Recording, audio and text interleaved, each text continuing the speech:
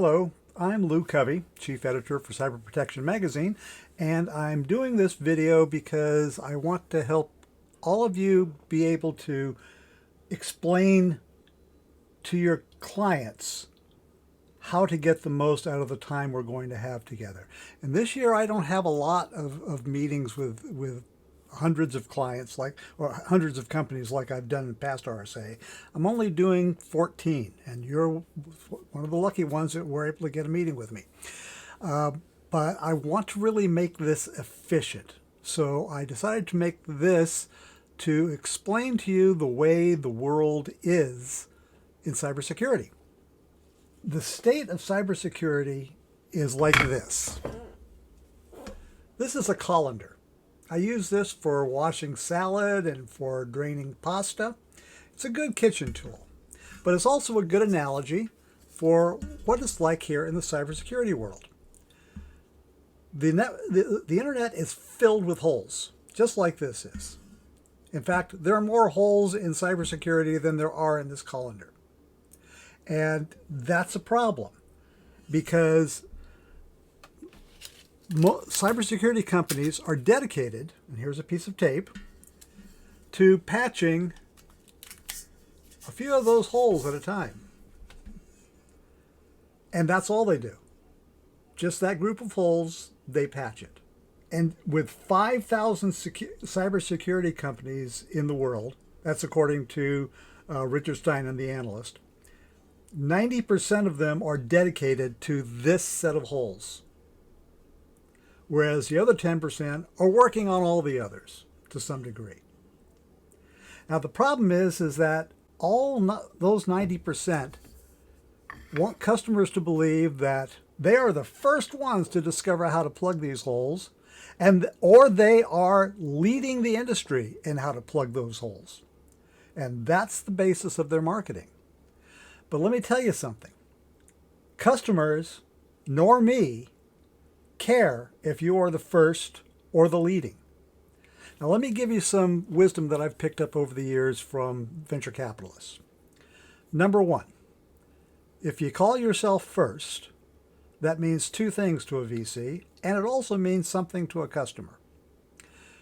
Either you have created something that no one wants, and therefore there's no market for it, or you haven't done your market research.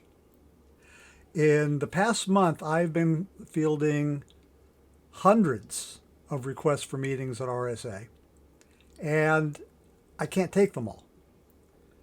But the one thing that comes out in just about every single one of them is they are either the first to do something or they are leading the industry in something.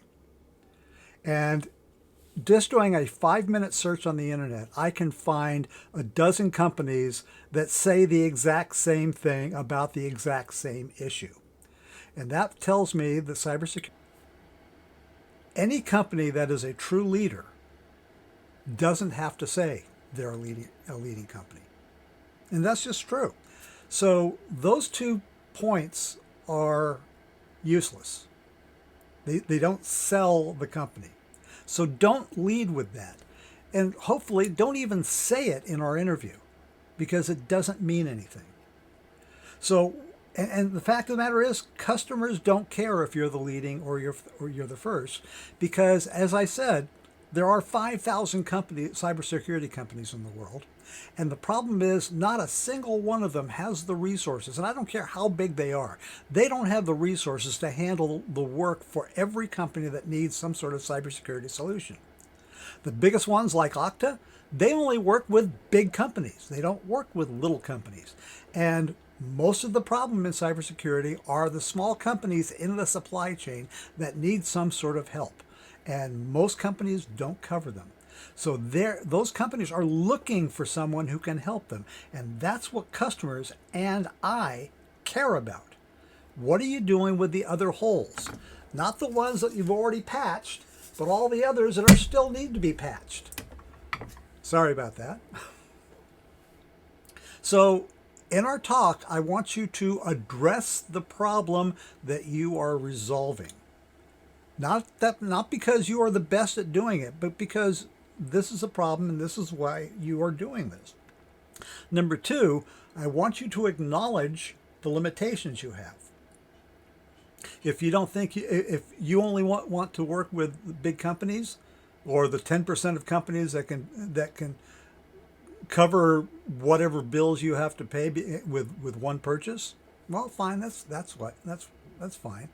But I'm not particularly concerned about big companies. I'm concerned about the majority of people. That's what Cyber Protection Magazine is all about. So acknowledge your limitations, and if you don't fit within our framework, well, there's no reason to actually have that meeting, is there? Finally, I want you to eschew obfuscation. Cybersecurity people like to talk to other cybersecurity people because they understand each other. They understand the acronyms, they understand the buzzwords, everything goes along fine.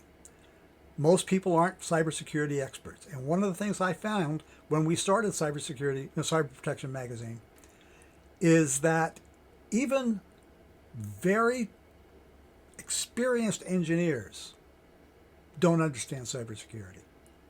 We are trying to, and that's our motto at Cyber Protection Magazine, Cybersecurity Explained.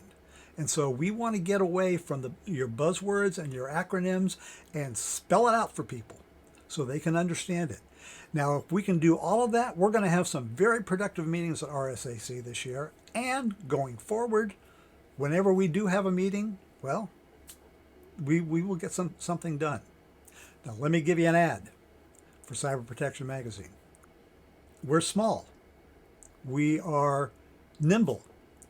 And we have a very low budget. But we still need sponsorship. And so we have different ways of doing that. We have the traditional way where you can buy ads. We have other ways where you can place stories. We have ways where you can just sponsor the magazine for an entire year. Right now we have an insurance company who's doing that. But we also have a section for people who really want us to publish their news releases. And we have a problem with news releases because they're nothing but ad copy. Really, that's all they are. They're saying, buy our product because we're the first, we're the leading, whatever. And PR firms, they get part of their compensation by showing they get clips. So we do allow you to post your news releases on our magazine. It's at a place called cyberprotection.social. And it has a nominal fee because we need to keep the lights on. But it's fair, and it guarantees you a clip in our magazine with a headline and a banner, and it all looks great. So if you really, really, really want to get a press release published in us, that's the way to do it. Now, with that being said, I'm looking forward to meeting you all and having some productive discussions at RSAC. Thanks for listening.